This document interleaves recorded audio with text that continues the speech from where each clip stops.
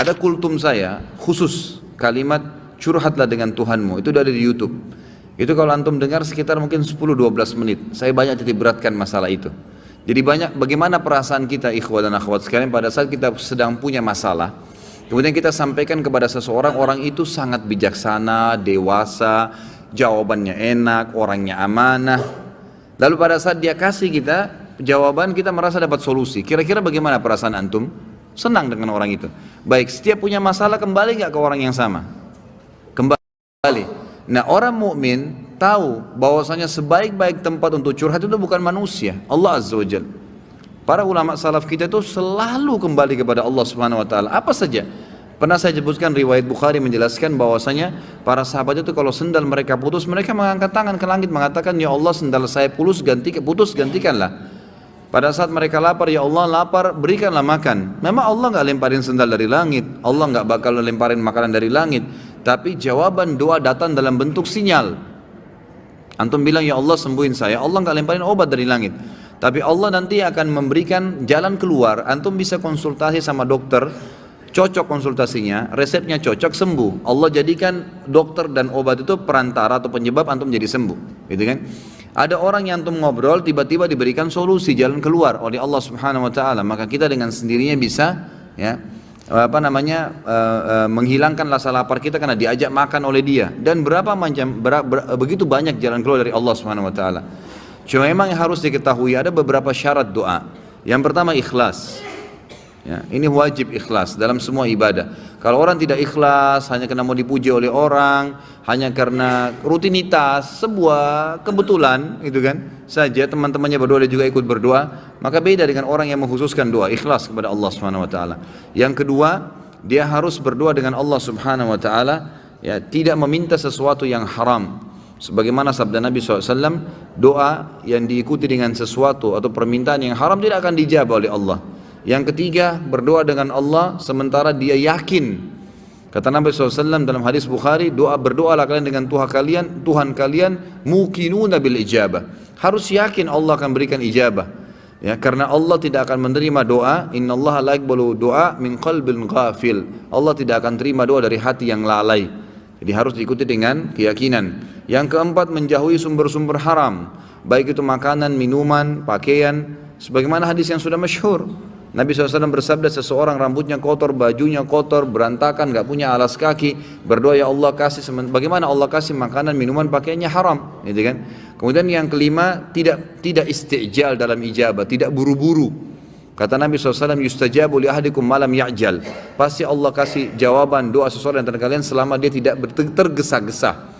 Kata para sahabat, "Wa kaifa ya'jal ya Rasulullah?" Bagaimana cirinya orang yang tergesa-gesa? Kata Nabi SAW, "Yaqulu da'autu wa lam yustajabu li fatarakat doa." Dia bilang, saya sudah berdoa tapi Allah belum kasih, lalu dia tinggalkan doa. Sementara doa itu punya batas sesuai dengan kadar bobot doanya. Misal, antum hanya sekedar lagi jalan, keluar dari rumah menuju ke satu tempat, antum mengatakan, "Ya Allah, mudahkanlah."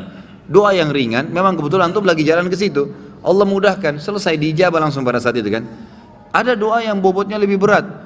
Istrinya misalnya dia baru nikah, dia belum tahu dia mandul atau istrinya mandul, lalu dia berdoa, "Ya Allah, berikan saya anak." Mungkin dalam kondisi istrinya mandul atau dia mandul, Allah Subhanahu wa taala meletakkan orang ini kalau mau dikasih anak berdoa setahun misalnya, sebulan misalnya. Ada orang baru 2 minggu berdoa berhenti, maka dia dapat pahala tapi nggak dapat targetnya. Padahal kalau dia sabar, dia doakan, tidak ada masalah.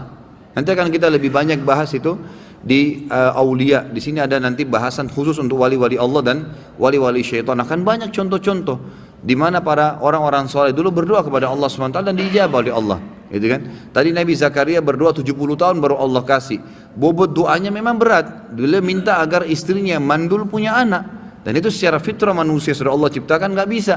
Tapi Allah SWT juga tetap berikan, asal dia sabarin. Dia tunggu sampai tanggal atau saat dia akan dijabah oleh Allah Subhanahu wa taala. Kalau bahasa saya pribadi ya dalam ceramah, sebenarnya orang berdoa itu seperti volume tape recorder biasa kalau kita, atau tape yang besar, tape deck yang biasa kita lagi mau besarin tuh kayak ada lampunya dari kecil sampai ke besar. Nah, kalau kita sabarin terus sampai dia batas maksimal akan besar sekali itu gongnya, gitu kan? Akan besar sekali suaranya seperti itu. Ya, saya pernah ceritakan ada anak muda di Yaman, ya. yang menikah sementara dia buta. Masih ingat ya? Masih ingat gak nih? Hah? Kok kayak bengong? Anak muda di Yaman yang buta matanya hafal Quran menikah gara-gara doanya. Masih ingat gak? Atau belum saya ceritain? Wow, semangat ya kalau soal nikah. Ada satu anak muda di Yaman, kisah nyata terjadi.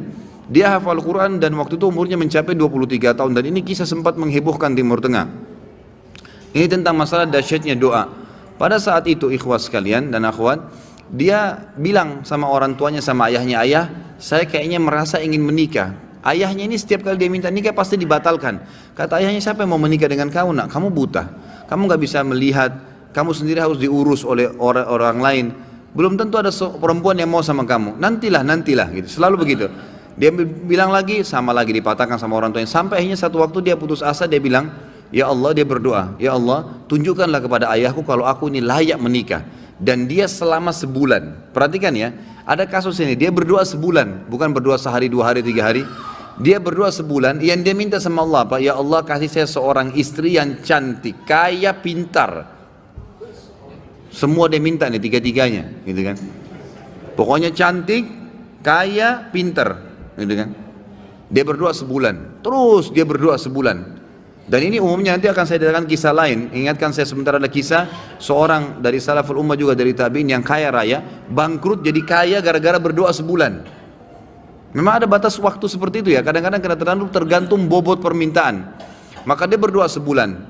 Subhanallah, di malam yang ke-20, di malam yang ke-30 dari doanya, setiap malam dia berdoa di tahajud, artinya pas hari 29 dia berdoa. Karena memang Nabi SAW menekankan 1 bulan itu 29 hari, gitu kan? Makanya Hijriah kebanyakan 29 hari. Maka dia mimpi, ada suara yang dia dengar dalam mimpinya, wahai fulan, Allah telah ijabah doamu dan jodohmu adalah si fulana, disebut namanya, tapi dalam kisah ini tidak disebut namanya. Ya, si fulana yang tinggal di kampung sebelah, nama ayahnya fulan, gitu kan? Dia bangun, besok dia ketemu sama ayahnya, dia bilang, ayah, di kampung sebelah ini ada namanya kampung ini enggak? Ini di Yaman terjadi ya. Ayahnya bilang ada. Ada si anaknya yang buta ini, ada enggak seorang di sana laki-laki bernama fulan, namanya ayah perempuan ini? Ayahnya bilang ada, dan itu tokoh masyarakat di sana. Baik, ada enggak anaknya perempuan bernama fulana? Kata ayahnya ada. Kata si buta ini, nih lamarin buat saya. Kata ayahnya, ini kau sudah gila. Sedangkan minta orang yang biasa saja belum tentu diterima, apalagi minta anak pejabat kaya, dan itu terkenal cantik, terkenal kisahnya banyak nolak laki-laki. Orang antri di rumahnya ngelamar. Ya biasa orang punya kelebihan biasa begitu kan. Baik, intinya adalah dia bilang, ayah tapi saya mimpi. Dia ceritain mimpinya. Waktu dia ceritain mimpinya, ayahnya juga tersentuh. Tapi ayahnya bilang, baiklah kita ke sana, tapi ini mempertaruhkan nama keluarga. Bisa diterima bisa tidak, gitu kan. Pergi ke sana. Tiba di kampung sebelah, ringkas cerita, ngobrol lah, disambut oleh tuan rumahnya, lalu ngobrol-ngobrol secara umum, kami dari sini, terakhir menyampaikan hajatnya, ini anak saya, orangnya buta, tapi dia hafal Quran, orang yang soleh, tinggal di rumah tapi tidak ada pekerjaan gitu, dan dia meminta terus terang kepada saya, agar melamar anak anda. Tahu apa yang terjadi ikhwah? Ayahnya perempuan, tanpa nanya banyak kepada anak laki-laki, mengatakan saya terima lamarannya.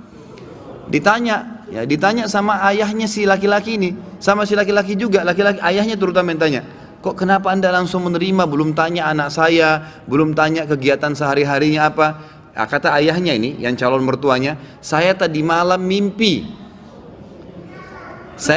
mimpi mendengarkan suara bahwasanya besok akan datang seseorang bernama fulan dari kampung sebelah, buta matanya, hafal Quran, terima lamarannya. Mimpi nih, kan itu. Tapi sebulan berdoa, antum baru 2 minggu sudah kempes, makanya nggak dapat, gitu kan. Kemudian kata ayahnya, saya terima lamarannya, tapi saya belum bicara sama anak perempuan saya. Ini luar biasa kisahnya. Dia bilang, saya tanya dulu anak perempuan saya, kalau dia terima alhamdulillah, kalau enggak berarti tidak. Saya mohon maaf. Dia masuk ke dalam bicara sama anaknya. Ini cerita ayah perempuan bicara sama anak perempuannya. Dia bilang, nah ada orang dari kampung sebelah, orang baik, dipuji-puji dulu. Hafal Quran tapi buta matanya, ingin melamar kamu nak, namanya si fulan. Kaget si ayahnya perempuan, satu perempuan bilang, saya terima lamarannya ayah. Selama ini nolak terus ini, Orang datang bolak-balik yang sudah gagah, yang sudah kaya, yang pintar ditolak semua. Anak perempuan tidak mau. Langsung kata ayahnya, kok bisa? Kau belum lihat dia nak? Dia buta. Dia bilang, enggak ayah, tadi malam saya mimpi bahwasanya besok akan datang jodohmu laki-laki bernama Fulan dari kampung sebelah, matanya buta, tapi hafal Quran, terima lamarannya, dia akan membahagiakan kamu. Caranya Allah subhanahu wa ta'ala. Kisah yang lain seorang salaful ummah dari tabi'in yang masyhur, tapi ini mohon maaf saya tidak terlintas namanya sekarang. Yang jelas beliau kaya raya, seorang ulama, alim besar, gitu kan, dan kaya raya. Tiba-tiba Allah coba bangkrut. Kafilah dia, karavan dia yang pergi berdagang, itu dirampok oleh orang. Habis semua dagangannya. Zaman dulu begitu ya. Sama kalau kita misalnya order satu barang, sama kontainer tenggelam di lautan atau dirampok, kita sudah nggak tahu, modal semua di situ, habis gitu. Maka yang terjadi ikhwah-akhwat sekalian, orang ini akhirnya dalam kisah ini dikatakan setiap hari pindah-pindah masjid, minta-minta sama orang. Ini orang kaya raya, nggak ada lagi kehidupannya, dia gimana? Cuma minta diberikan makanan, dia makan gitu. Berjalanlah 2 bulan dari kejadian kasus dia ini. Satu waktu dia masuk di masjid Jami' di Baghdad. Pada saat dia masuk di masjid Jami' itu, dia temukan di pinggiran masjid di belakang ada orang-orang miskin yang baru terima bingkisan-bingkisan, dan mereka saling memuji orang yang bantu itu. Dia pun datang mengatakan, setelah berikan salam, kalian dapat dari mana nih bantuan? Kata mereka serentak, itu tuh yang duduk di depan tuh, dekat mihrab. Itu orang yang duduk, yang kamu lihat sana tinggal sendirian. Memang habis sholat sudah bubar, tinggal orang itu sendirian. Kalau kau punya hajat, sampaikan sama dia tidak pernah nolak hajat orang. Kata orang soleh ini diceritakan dan dirinya, saya pun datang mendekati orang tersebut. Atau saya dekat, saya temukan orang itu sedang mengangkat tangannya sambil menangis kepada Allah, sambil berkata, ya Allah berkahi, ya Allah tambahin, ya Allah mudahin, terus begitu. Lalu tiba-tiba dia bilang, saya seperti disiramin hati saya dengan keimanan oleh Allah subhanahu wa ta'ala. Saya bilang, orang kaya ini pun yang banyak bantu orang, minta kepada siapa? Kepada Allah. Ngapain saya minta sama dia? Setelah itu dia bilang, saya berdoa selama sebulan. Ini dia sendiri cerita. Selama sebulan saya berdoa non-stop, maka Allah mengembalikan semua kekayaan saya, bahkan lebih daripada sebelumnya. Jadi memang dalam doa ikhwas ada rate-nya, gitu kan? Jangan 1-2 hari berhenti, tidak boleh istijal. Sabar, nikmatin prosesnya, gitu kan? Allah tuh maha dengar, maha tahu, dan Allah akan memberikan pada saat antum sabar sampai titik klimaks daripada doa itu, maksimal titiknya, maka Allah akan berikan luar biasa, gitu kan? Ada cobaan datang, ada doa yang antum sampaikan belum diijabah, tetap saja terus berdoa.